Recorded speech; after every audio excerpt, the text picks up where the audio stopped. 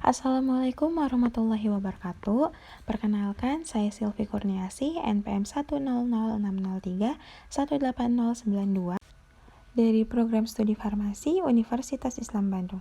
Di sini saya akan mempresentasikan hasil review artikel yang berjudul Aktivitas Antimalaria Senyawa Tanaman Daun Kapur Harmsiopanax aculeatus terhadap Plasmodium sp.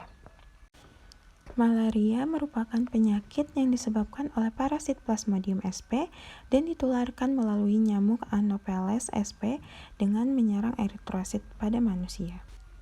Berikut penampakan nyamuk dari Anopheles sp. Gejala yang ditimbulkan ketika kita terserang malaria, yakni ditemukannya bentuk aseksual dalam darah dengan gejala demam, menggigil, dan limpa yang membesar.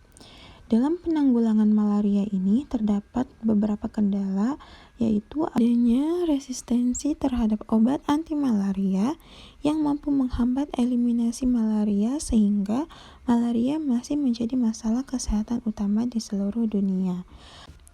Sekitar 3,2 miliar orang pada risiko infeksi malaria dan 1,2 miliar pada risiko tinggi. Adanya resistensi Plasmodium sp terhadap antimalaria membuat para peneliti mencari antimalaria baru untuk menggantikan antimalaria yang sudah tidak efektif lagi penggunaannya. Salah satu cara yang dilakukan yaitu dengan menggunakan tanaman yang berasal dari alam dan digunakan oleh masyarakat untuk mengobati malaria. Terdapat beberapa senyawa alam yang berhasil diisolasi dan dibuktikan memiliki aktivitas antiplasmodium atau antimalaria secara in vitro maupun in vivo. Senyawa-senyawa tersebut diantaranya yakni golongan alkaloid, terpen, kuasinoid, flavonoid, limonoid, kalkon, peptida, santon, kuinon, dan kumarin. Berikut merupakan siklus hidup parasit Plasmodium sp, di mana pada saat nyamuk Anopheles betina yang mengandung parasit malaria ini menggigit manusia, sporozoid yang terdapat di kelenjar lidahnya akan keluar dan masuk ke dalam darah dan jaringan hati.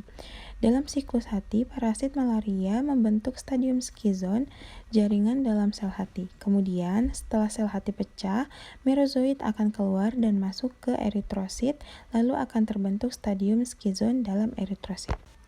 Lalu, sebagian besar merozoid masuk kembali ke eritrosit dan sebagian kecilnya membentuk gametosit jantan. Kemudian, sel gamet jantan ini akan kawin dengan sel gamet betina yang menghasilkan zigot. Lalu, zigot ini akan berubah menjadi ookinet dan berubah menjadi ookista. Lalu kemudian ookista yang matang akan pecah dan menghasilkan sporozoid yang mampu menularkan penyakit malaria pada manusia. Siklus hidup Plasmodium ini akan bermultiplikasi dan menghancurkan hemoglobin sel hospes di vakuola, makanan untuk kebutuhan nutrisinya.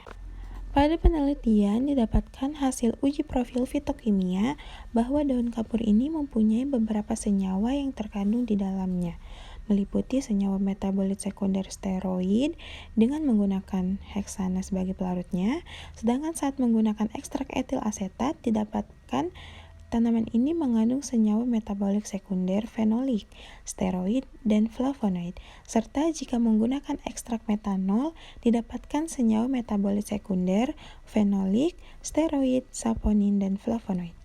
Aktivitas antimalaria tanaman ini dikarenakan adanya kandungan senyawa triterpenoid di dalamnya. Selanjutnya ada mekanisme aksi.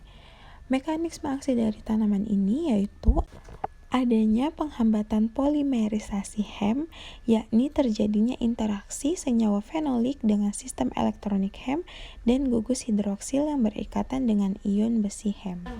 Kesimpulannya yaitu tanaman daun kapur Harmsiopanax aculeatus ini mengandung senyawa triterpenoid, steroid, flavonoid, saponin, tanin, dan fenol.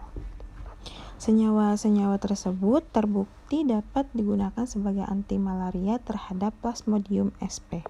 Sekian presentasi yang dapat saya sampaikan. Kurang lebihnya mohon maaf. Wabillahi taufiq wal hidayah. Wassalamualaikum warahmatullahi wabarakatuh.